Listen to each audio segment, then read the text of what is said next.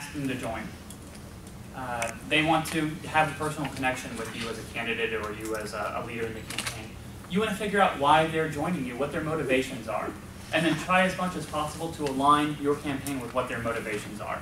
If it's someone who's young and they want an internship experience that gives them a high degree of responsibility for marketing, because they might be a marketing major at a local college, then you take that motivation that they have and let them know, I really need help making sure that we have good representation. You do your whole stump speech thing with them and tell them why you're running. And then you tell them, and to make all of that happen, for us to get clean drinking water and all that stuff, we're going to need someone who's able to help us reach out to voters through social media. And so I really need you to be a social media intern and to use your marketing expertise to help my campaign be successful. And in turn, you're going to get this great experience that's going to set you up for a job later on.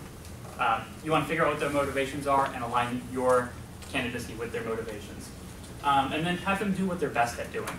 If you're asking a volunteer to do something they don't want to do, they'll stop showing up.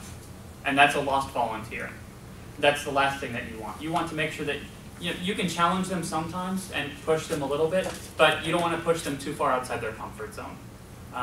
Because otherwise they're just going to stop showing up. And if they do try to do it and they don't like doing it when they're on the phone, perhaps, for example, you'll be able to tell with their tone on the phone with the voter. They'll say, yeah, I'm calling from this office over here, and like, you should support my candidate.